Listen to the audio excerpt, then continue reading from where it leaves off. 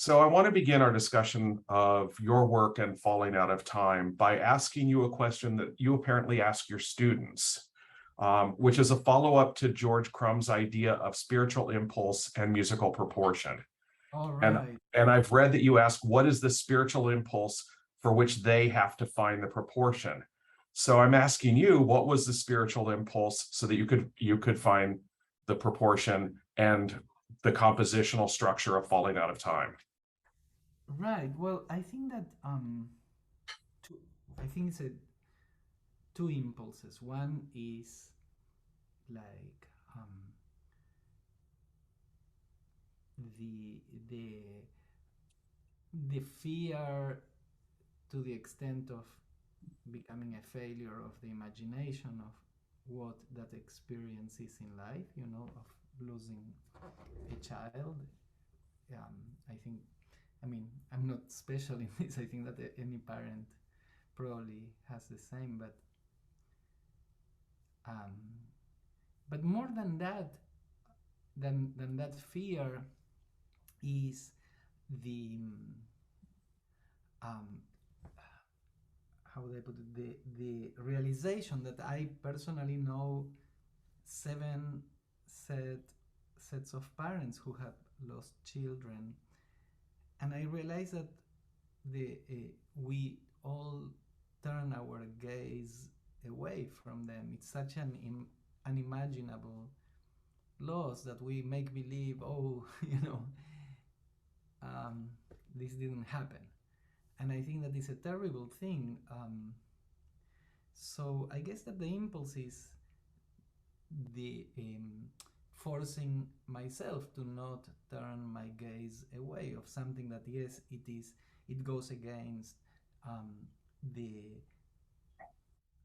what we think are the laws of nature, but that it happens more often than we want to think.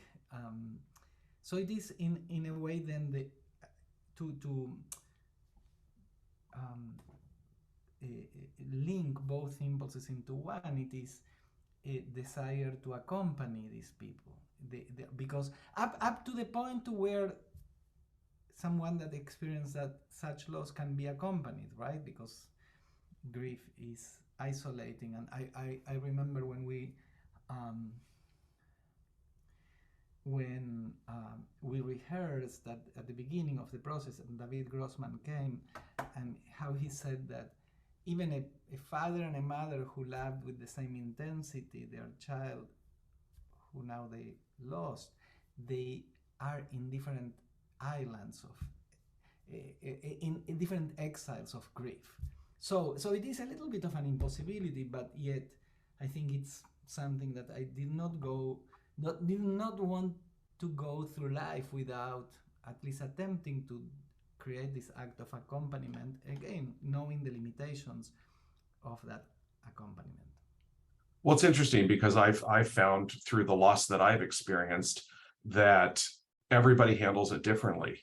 No matter their relationship to the deceased, everybody handles it differently. Everybody has their own process. So what is your personal relationship to grief, and how did that find its way into your music? Ah, yeah. I mean, I think that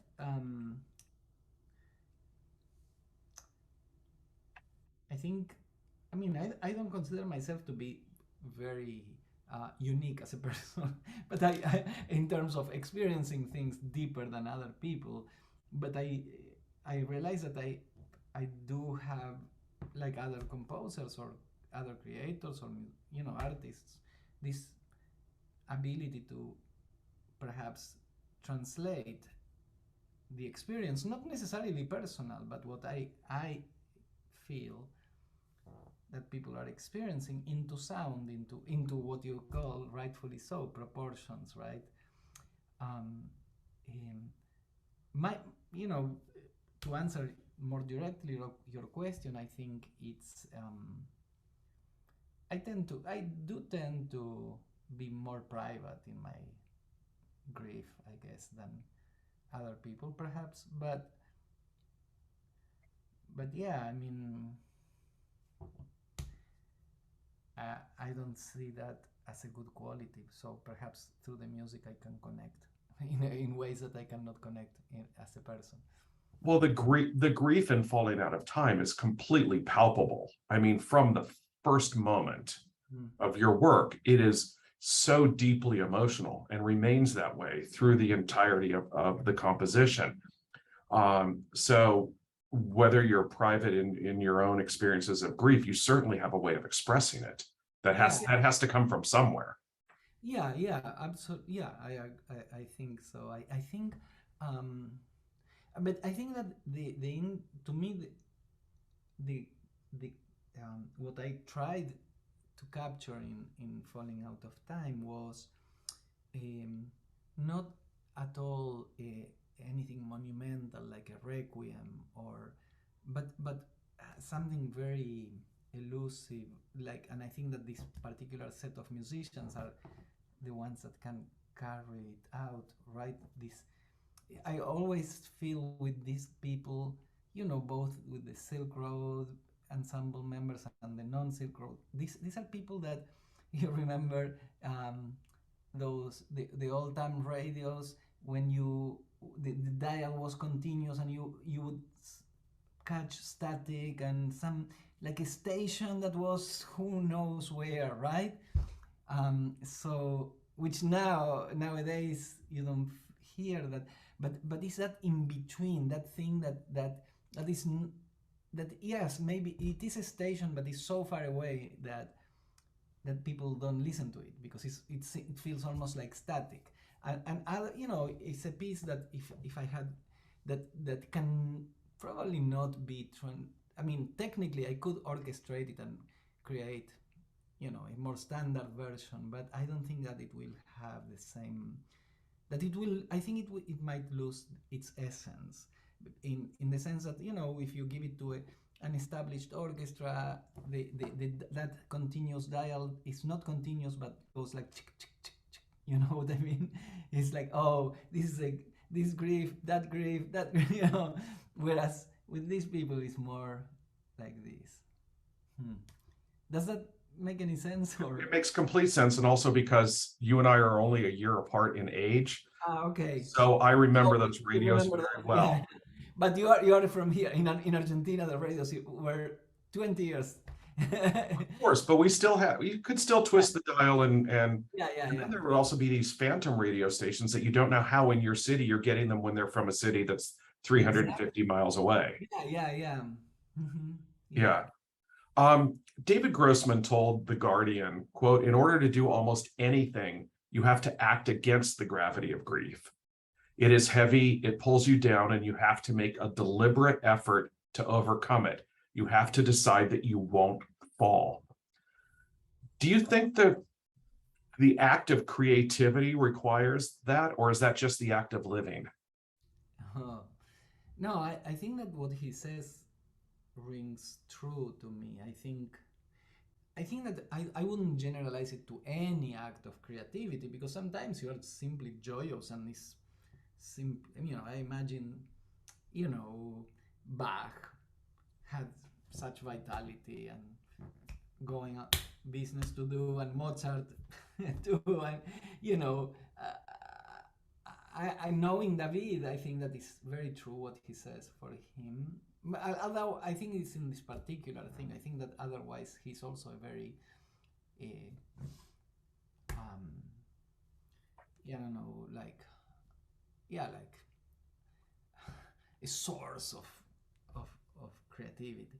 But I do understand that in this particular kind of creation, where you have to, yeah, you have to go against a certain tremendous gravity, right? That is telling you, no, not, just lie down.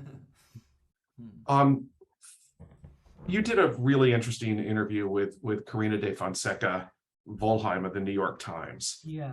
where you talked about the 10-year drought that you had experienced leading up to this. And you described it as depressing, painful, then it was peaceful, and now it is liberating.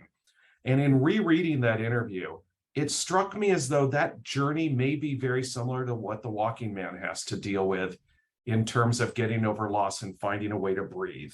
Is that a fair assessment?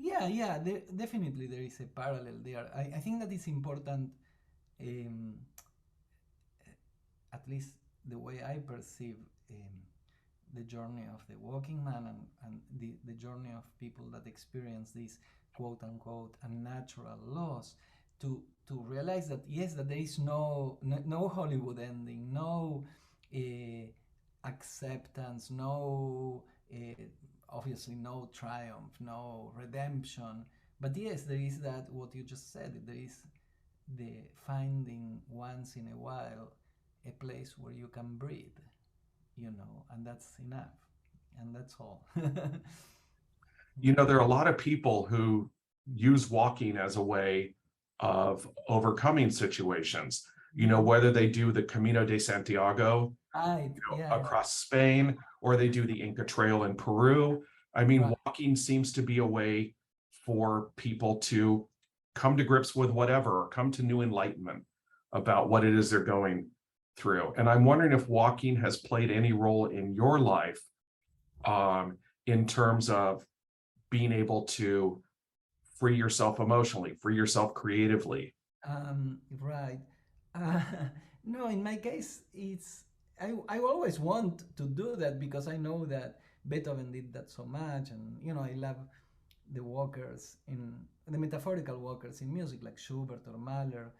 Um, but in my case, it's more like swimming.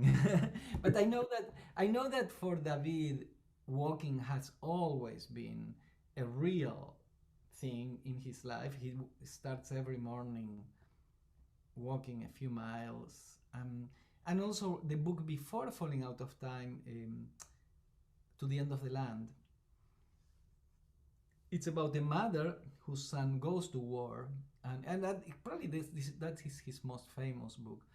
And she decides to go to do, I think, what would be the equivalent of the Appalachian Trail in America, right? Like it's a trail that goes all the way from the north of Israel to the very bottom, just to not hear bad news, just to escape from potential bad news, right? So I think in the case of David, the walking is much more true. In my case, I understand it, and I have tried, not tried, I really, for, I don't know, at least 10, 15 years, I say to my partner, let's do that. Camino de Santiago, we'll never do it, but one day we will do it. I think that is such an amazing, I mean, like just the fact that people conceived of this idea, the idea of pilgrimage, right? Um, which in the end is arriving to yourself, right? I mean, Santiago or whatever the quote unquote the destination are not the destination, but yeah, no, I love the metaphor very very much, and unfortunately, I'm more of a water animal than a land animal. So yeah. Hmm. Well, my husband has done the Camino twice, Oh wow. and he was a radically changed and more peaceful person after each iteration. Why? Sorry to ask you something personal. Why didn't you go? Because I personally don't have the time allotted in my professional life I to be see. able to take 5 weeks off, you know, to Right. go walking. Also, my parents did not give me the best of feet to do that with. Oh, I see. Okay, So okay. it's you know, if I could bicycle my way through it, maybe we could be talking about Yeah, something. But I just don't think my yeah, feet yeah. would. I also bike a lot. I don't even have a car, which if you're in LA, you probably cannot afford that luxury, right? Of not having a car. It's a little tough. It's a But little tough. but yeah, I can bike anywhere. But walking, I don't know. Yeah, I like more like the continuous thing than the tung tung tung tung. Yeah. um, David's novel and your music by extension, you know, depicts a world where grief is universal, which of course we know that it is. But what I also love is that it's democratic. It's apolitical. Mm-hmm. You know, Right. regardless of the circumstances, it sort of seems like we have a way of better understanding who we are at our core when we recognize the similarities. And I think that this piece and this story sort of shows us who we can be regardless of our borders, regardless of our political ideologies. And I'm Yeah. wondering if there's a bigger statement that you and David want to make about the world in which we live in and how much we share in common versus what our differences are. Yeah, I think that's, I don't know how I can add to that, but that's just true and just like that. Yeah. And it's interesting that in the, you know, before I even knew David's work, yeah, this particular, I mean, I knew his work, not this book. Um, I wanted to do a piece about this, but it was more political, and I'm happy that I didn't succeed in that. I had two attempts. One um, was an opera for Tanglewood that in the end I ended up writing Aina Damar instead of that one, but it was about, you know, the parents who lose children in the Middle East, both Israelis and Palestinians.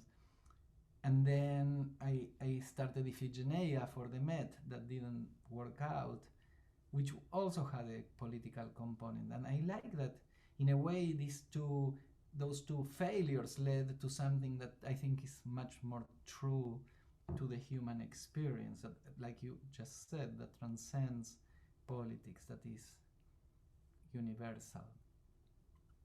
Is the act of composition a political act?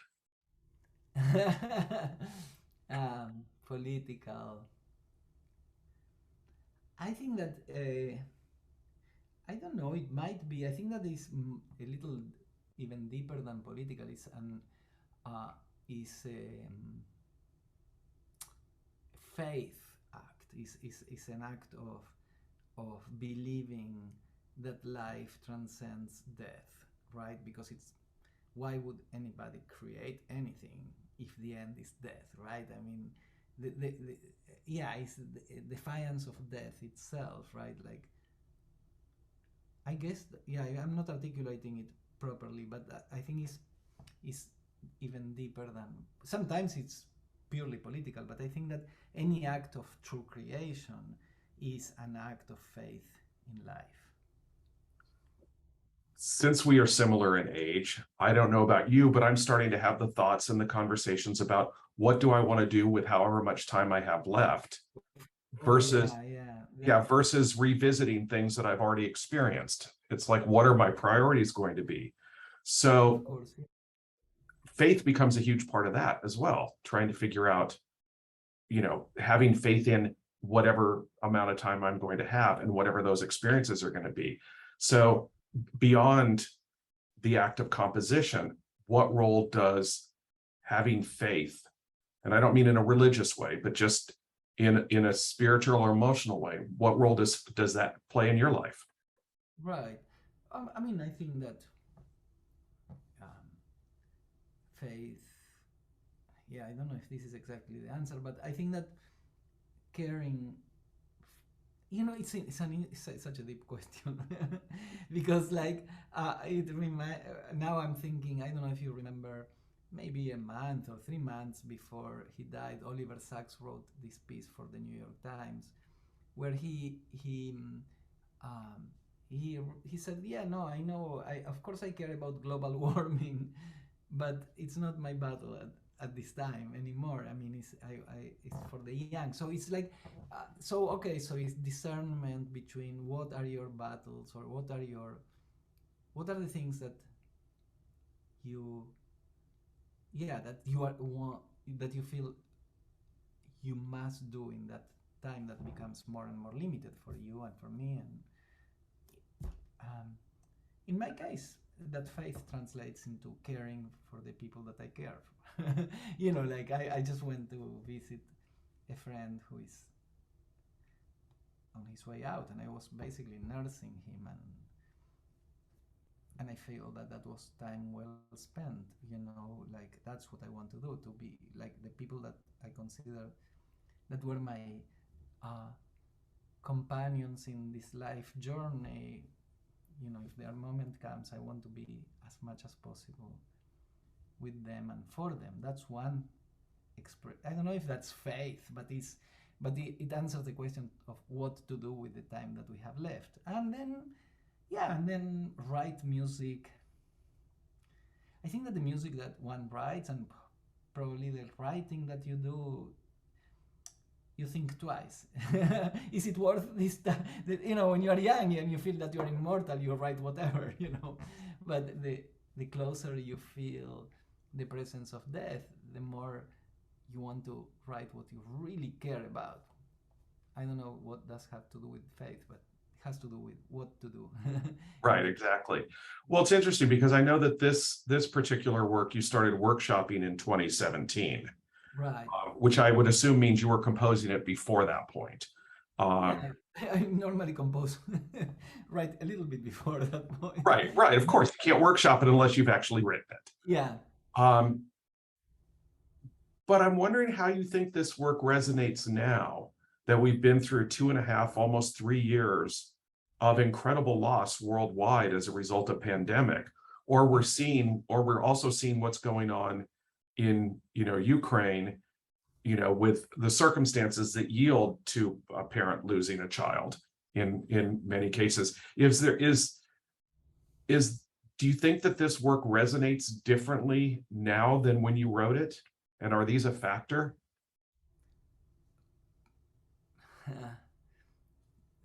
Perhaps I think yes. I think in the sense yes, in one sense, which is there are certain things that um, we all, I think, or most of us, consider that we understand. Okay, yes, grandparents died, then parents died, then some of our friends, then we, but so we don't think about a, a, a parent outliving a child, right? In the same, and in a more global way, we did not think about the world stopping and people starting to die, like of all ages, and you know so in the sense that the piece speaks to something that is quote unquote unnatural or quote unquote illogical, such as the death of a child or a pandemic, yes, the work resonates in a way that would not have resonated before the pandemic. On the other hand, you know how we are. We want to forget very quickly, right? I mean, people, even myself, I mean, I wrote in my whiteboard right here, you don't see it, but I said, just only happy music for the next 10 years. That's, what I mean? So I don't mean, but yeah, the answer is to your question is yes. And life goes on. Well, it's interesting that you have on, because I was going to ask you, after, as a composer, you have to give birth to a work, and then you have to talk about the work, and then you record it, and you tour as you're going to be doing, with members of Silk Road Ensemble. Is there a certain point where you're going to just be so grateful not to talk about this work? Oh, well, the truth is, that's an interesting. I think with every work is the same, not with just this work. That if you're I mean, it's the difference between being a composer and a performer, right? I mean, for me, I have not thought about this work now because I don't think I did any interview before this one that we are having. So I have not thought about this work for a long time, other than practical things that I have to revise some parts and like very technical things that I don't go emotionally there. It's just like you know correcting mistakes. Um, so I think that it's essential for any composer to forget, right? I am still connected to this work because it's relatively recent. But it's funny sometimes when people ask me about works that I wrote 20 or 30 years ago and are being played, and I feel it's like a friend of mine that I knew very well, very intimately then wrote it, and I remember, oh, he wanted to do this and that, but it's almost like as if I had not done it. And this work is getting there because, of course, I was so far in life lucky enough that I did not experience this. So I went there as a creator and with all my openness, but now I'm in completely different worlds. Um, yeah. You did say in that same interview for the New York Times that you've been writing like crazy. Um, so what can we expect from you, and when might we be introduced to these new works? Oh yeah. Well, I wrote a lot of little things. Then I wrote two substantial chamber music works. One that um, has been played quite a bit by the Brooklyn Rider Quartet. It's called A Good Day, which is the opposite of this. It's in Portuguese, Dia Bom. They just recorded it, so hopefully their recording will come out now in the next couple of months. And then I wrote this very vibrant string octet for the St. Lawrence String Quartet and friends. And they also have played it quite a bit.